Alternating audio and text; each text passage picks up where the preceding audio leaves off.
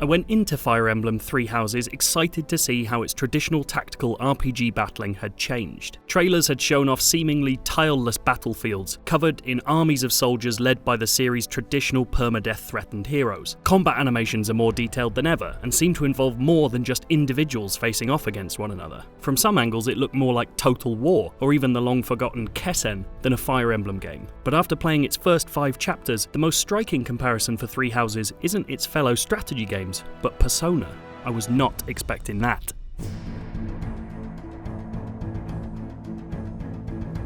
In typical Fire Emblem fashion, Three Houses begins as a mercenary hero with a mysterious past begins to discover their destiny. In this case, that involves finding out that there seems to be a magical girl with time manipulation powers living in your head. You know the drill. Soon, for initially unexplained reasons, you're drafted in to become a professor at Garreg Mach Monastery, an officer's training school for the continent of Fodlan's 3 relatively peaceful countries: the Adrestian Empire, the Kingdom of Fargus, and the Leicester Alliance. Each country has a house at the school, and each house comes with its own strengths and weaknesses. You're asked to choose one and become its head professor, steering the student's education in the art of war. Essentially, imagine a version of Harry Potter where he was chosen to come in and teach instead of learn. And here's where it gets interesting. Between major story beats, which always centre around a traditional Fire Emblem battle, you're presented with a calendar, dotted with duties, special events, even student birthdays. In fact, in my 9 hours with the game so far, the majority of my time has been spent on these moments between battles, because there's quite so much to do.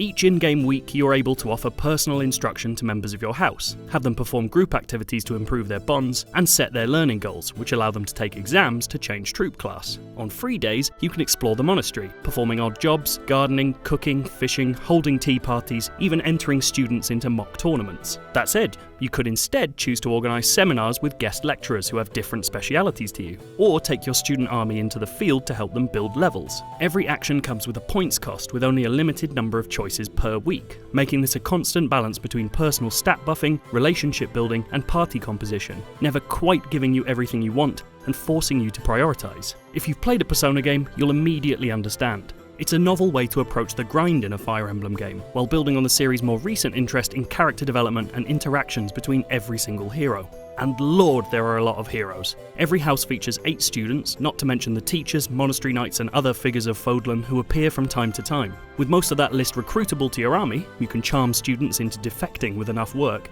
It feels like quite a feat of design and writing to allow for so many interactions between characters. But while it has the structure of Persona, the opening of Three Houses suggests it lacks a little of the refinement. In Persona 5, conversations or events feel tailored precisely to the day you have them, making them feel special for finding and choosing them. But Three Houses often boils down to, should I talk to this person for some extra lance skills, or this person for extra riding skills? Personally, I'm extremely into the min-max elements at work here, but I do worry that without additions and after tens of hours, this process could feel more like busy work than meaningful choice for some. All of these non-battle sections can be skipped and automated, but being able to miss something you don't like isn't quite the same as having something you do like in the first place.